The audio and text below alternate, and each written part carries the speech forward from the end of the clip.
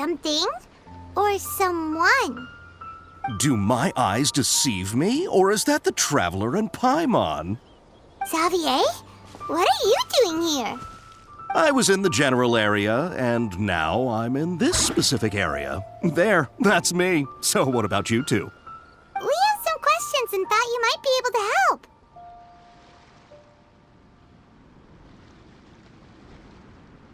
Certainly do. I've researched the furnace here in some depth. If there's anything you want to know, just ask away.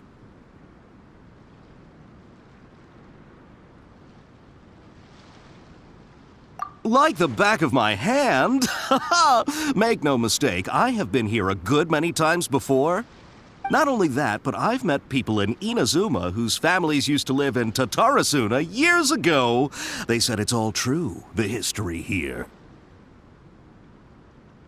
Oh, well, it's a long story, don't you know? The tale of Tatarasuna starts a long time ago.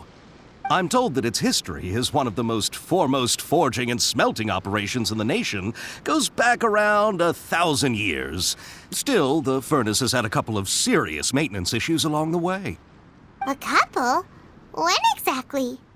One was just in the last few years, the other was several hundred years ago.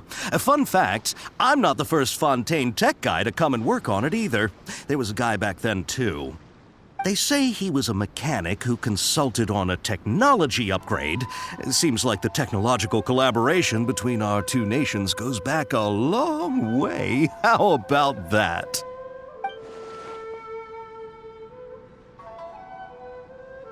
Hey, weren't you gonna ask Xavier something about Tatarasuna? Come on, ask already!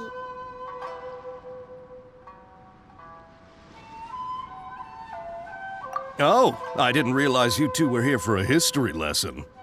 Me neither. Paimon doesn't know what's gotten into this one today. Feels like we've been preparing for a history exam or something. What brought this on? Did you just wake up today with a sudden burning desire for historical knowledge? Sure, go ahead. A kabuki mono? No, I can't say that I have. I do know the word, Inazuman for those eccentric types who always go around dressed to the nines. Just the sort of person that I'd like to meet, actually. But sadly, I've never had the pleasure, nor have I come across anything to do with a kabuki mono where Tatarasuna is concerned.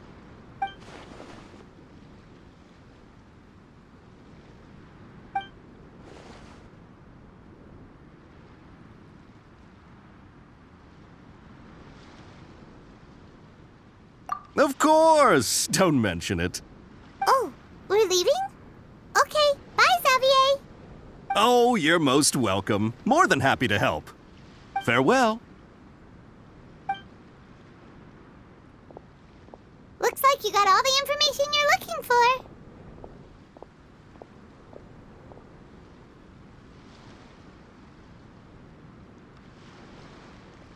Sure, but what's up with you today? Whatever it is, it seems like it's really troubling you. Keep your smile, Spinal Crocodile. No matter what happens, Paimon will always be there for you.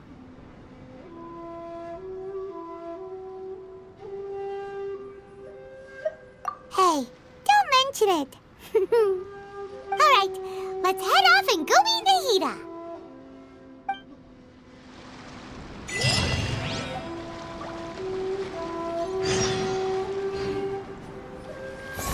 Bam!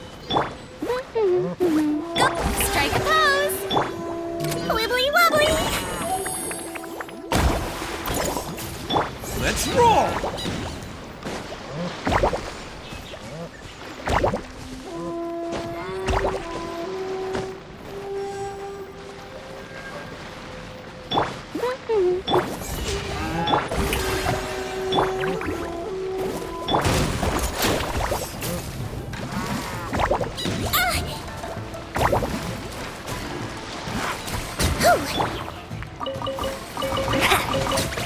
Go, Baron Bunny.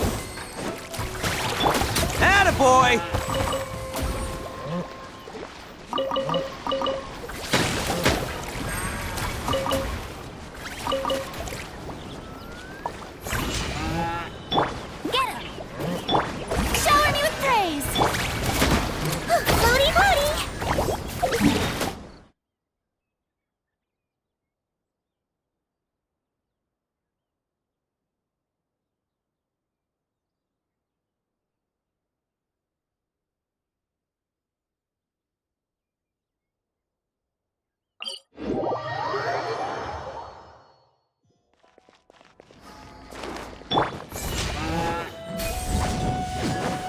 Go, go, Baron Bunny!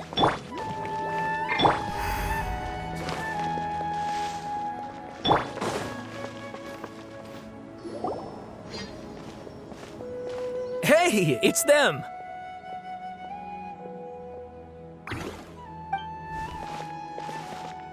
Akaba, Sawada, you're still here?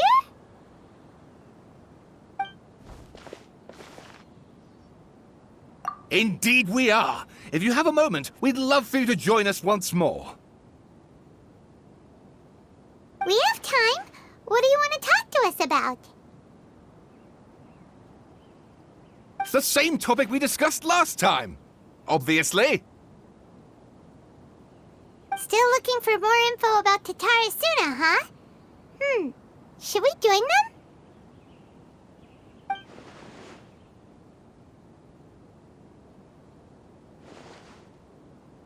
Unfortunately, we haven't made any real progress. Huh? Oh, of course.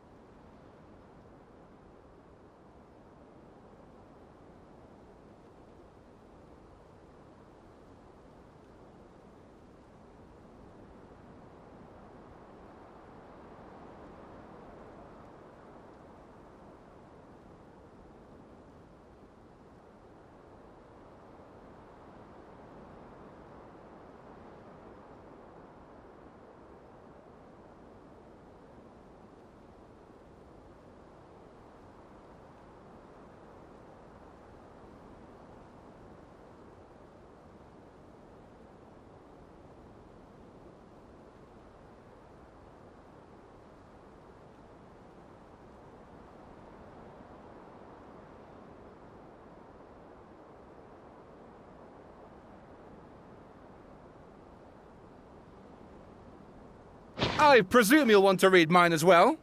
Here.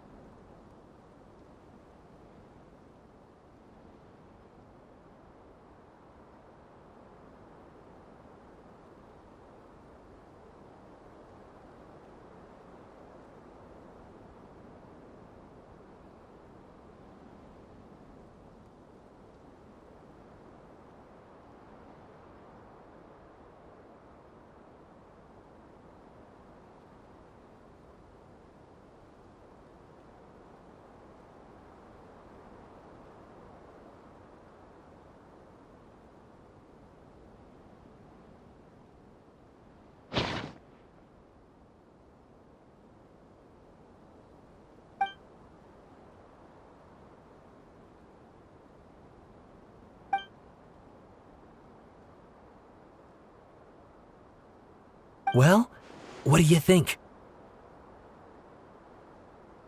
Hey, Traveler. Remember how last time Akaba was saying how he wished he could gather more information about all this? Well, we just got back from Inazuma. So how about we tell them what we learned?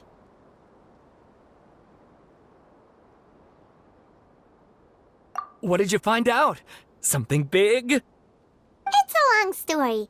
Basically, we have some friends in Inazuma, and...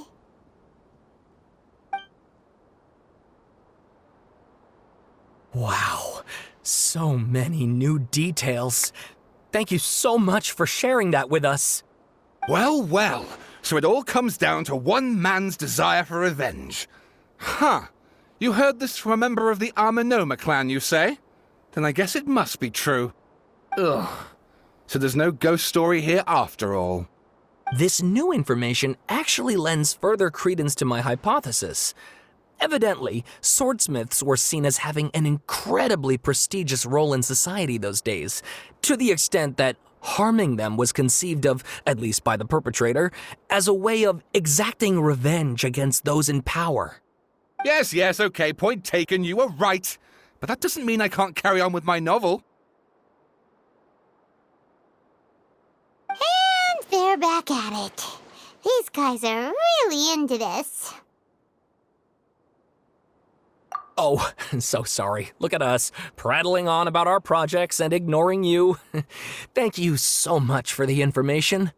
You're welcome. See ya. Keep us in the loop if you find out anything else. Will do.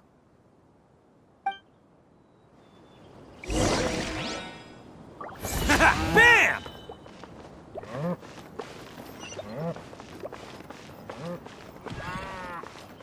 Get him! Yoo-hoo! Calm down!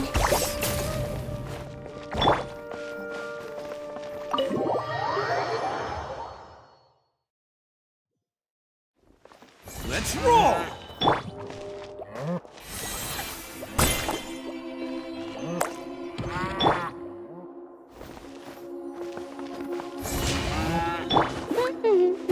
Get him!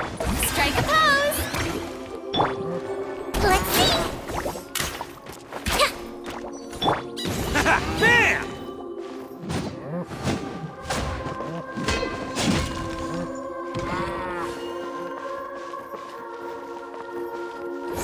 Let's roll! Hey, go, Baron Bunny!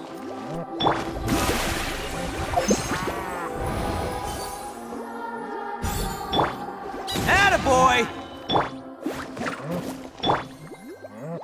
Let the world collide! Wibbly wobbly! Let's roll!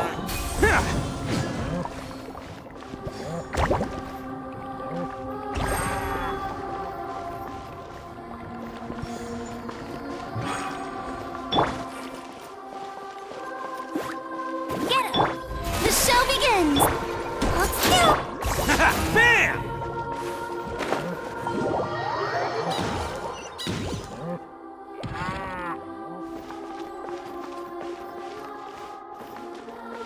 Attaboy!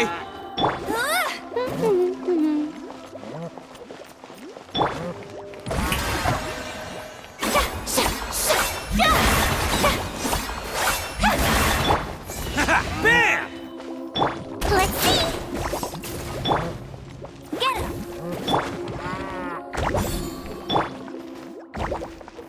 Attaboy!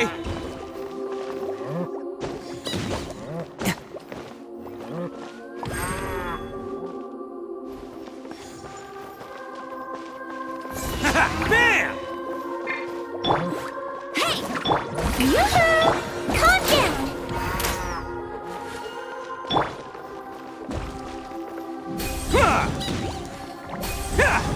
Let's roll! Nahida, we're here! Traveler, Paimon, how have you been? Ugh, where to start? Paimon hasn't had a moment's rest this whole time. That night, we ended up chatting and chatting until suddenly the sun was up, And then he decided he wanted to go to Inazuma. The Balladeer? This sounds like some kind of code name.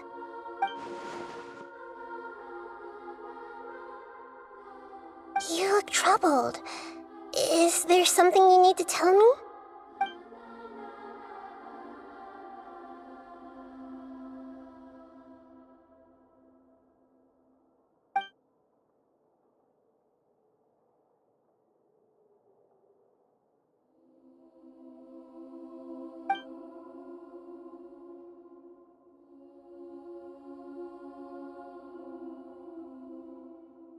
Traveler?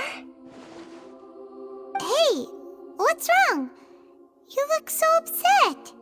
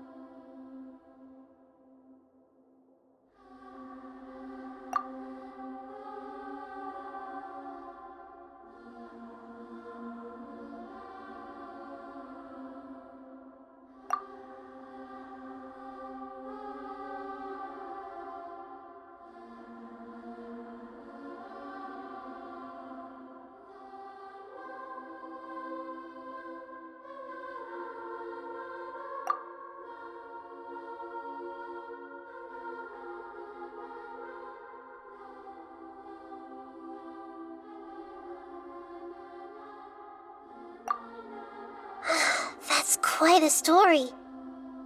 So, this puppet known as the Balladeer erased himself from Irminsul, hoping that he could change the past. But how was he even able to do that? As the Traveler said, he very nearly became Sumeru's deity. Admittedly, I remember it a little differently. I don't recall finding anyone inside the machine after we defeated it. Nevertheless, it does make sense.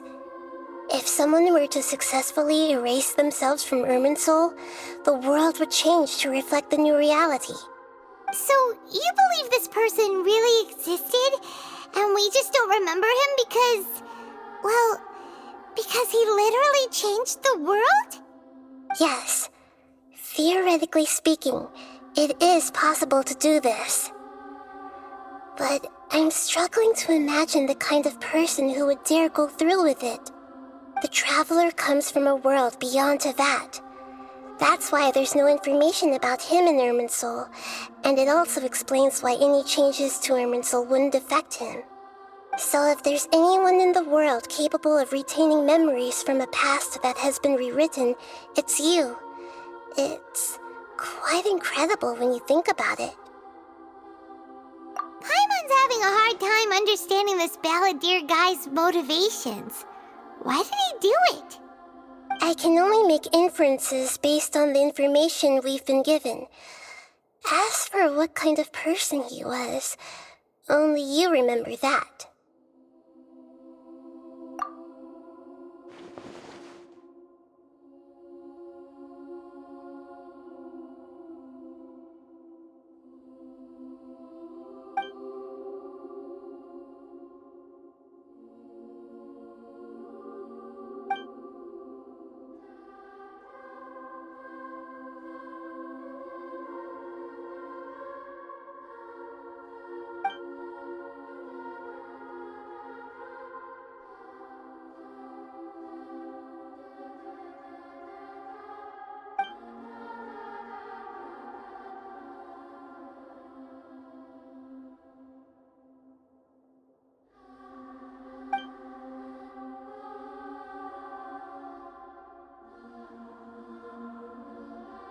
Something else worrying you? Something that you can't share?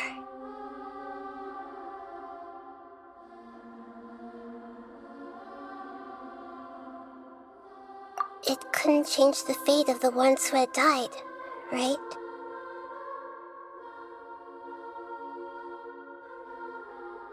Once the balladeer realized he hadn't been betrayed after all, it must have completely changed his view of the people of Tatarasuna. Now he saw them as friends again. He couldn't keep hating humans after that. And if he thought there was a chance he could save his old friends, it would be hard not to try. This story makes sense, every part of it. The balladeer tried to achieve godhood with the doctor's help. He was unsuccessful, but retained the power to connect with Irminsul. That power then enabled him to change what was recorded in Irminsul and erase himself, even though he didn't have much strength left. Yeah, it does make sense, but it still ended in tragedy for his friends. It just feels so hopeless. He gave everything to do this, but it seems like he got nothing in return.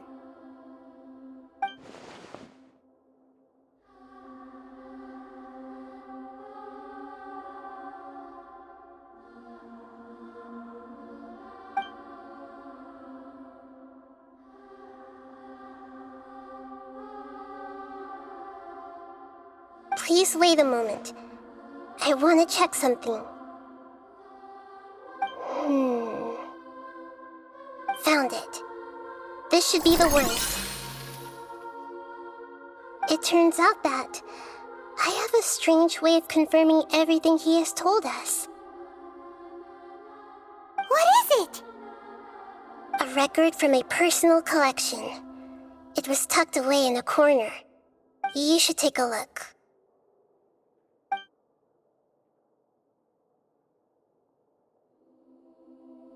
Is this a fairy tale? Who wrote it? I authored this record myself. Huh? You wrote a fairy tale that somehow has something to do with the balladeer? When combined with the traveler's narrative, it's clear that this story is an allegory. Everything in it is a symbol for something else. Hold on. So this record survived from the past? Yes. Any information about the balladeer or the kabuki mono in other records will have been changed. But I wrote this story in a way that means it was left intact. Changing the information in Irminsul changes to that. But Irminsul can't change information that was well hidden in advance. I guess I must have written this story as a backup before the balladeer entered Irminsul. That's incredible! What a great idea! And sending the traveler into Irminsul with the balladeer must have been a further precaution. I knew he'd remember everything.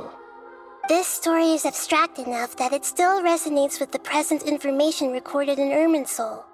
But if we connect all the different pieces together, the true story that emerges is the one he told us, the now erased life of the balladeer.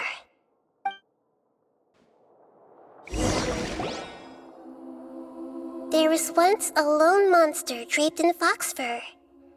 The monster found a family of foxes, joined them, and they became friends. The monster lived with the family day and night, and everyone treated it as one of their own. Once in a while, the monster would take off its fox fur at night and lament to itself as it gazed at its reflection in the water. I am a monstrosity, yet they are too foolish to see it. I pity them. But the monster soon found solace when another came to live among the foxes who was not their kin. A kitten, carved from the wood of a white tree who had been abandoned by the humans. The kitten too wished to become a fox, but its tail was too slender and it could not grow a coat of richly colored fur. Yet when the other foxes saw this, they spoke words of comfort to the kitten. Even without a tail and fur like ours, you are still one of us. Furious at this happy resolution, the monster lit a fire on the mountain. The terrified animals panicked as the fire spread. The only way to extinguish the flames was to make a sacrifice. A gray fox stood up and addressed the monster. It said, "You are the cleverest among us. Surely you can help us find a way to solve this." The monster smiled, led the fox toward the fire, and murdered it. The gray fox's heart was turned into a beautiful drop of water, clear, spotless, and pure. The monster gave the heart of water to the kitten, telling him, "The foxes have decided. You are the one who must be sacrificed. Take this, quench the flames, and die for your fox kin." The fire was extinguished, but the kitten lived. It left that side of the mountain and found a little bird who had a broken wing. The two promised they would spend their whole lives together, but the little bird did not have long left to live. It passed away soon after. After burying the bird, the kitten left the mountain for good. Never again would it cherish a single creature nor a single blade of grass that stood on that mountain. The kitten spent the nights wandering aimlessly, gnashing its teeth at the moon. How it wished to swallow the moon and devour the moonlight. If the world could only return to darkness, then it would finally be peaceful and content. I will become the new moon, the answer to everything. Then, no one will know that there were once birds, foxes, and cats in this world. And no one can know that they were different.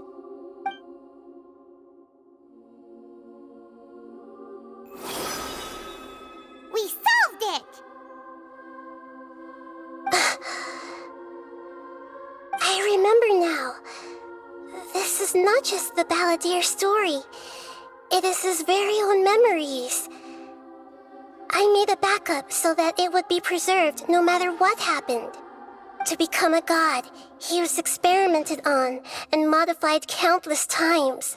It was brutal torture, and the only reason he was able to survive is that he was a puppet.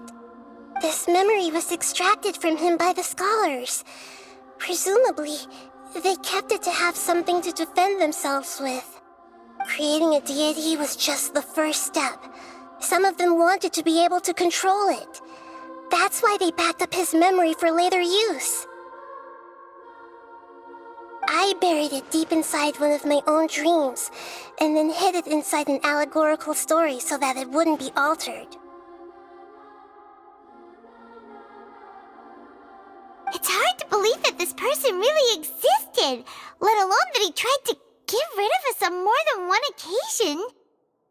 Paimon has no memory of him at all.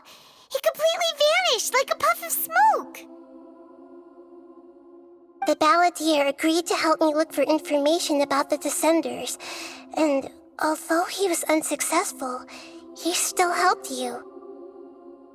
Before he vanished, he confirmed an important detail, that Conria was where your twin first came into this world. We still don't know how the change to Irminsul will affect the senior ranks of the Fatui, but in all likelihood, they won't even remember their own Harbinger.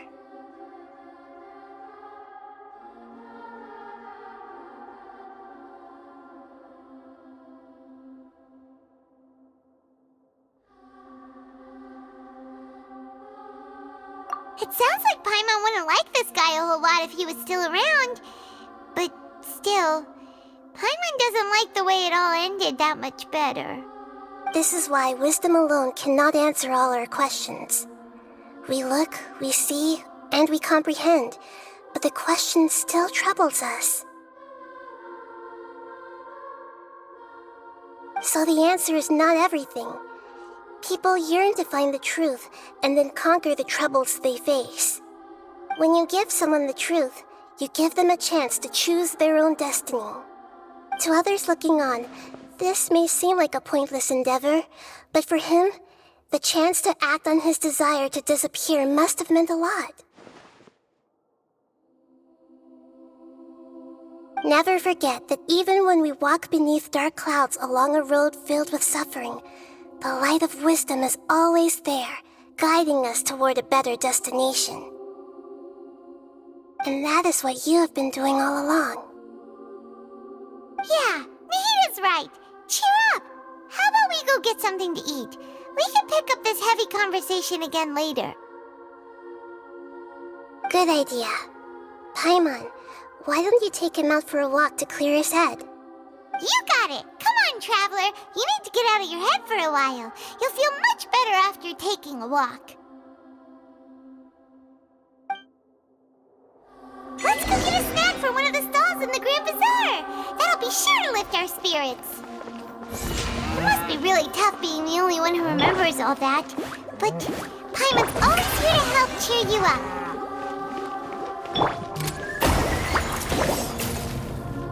Attaboy!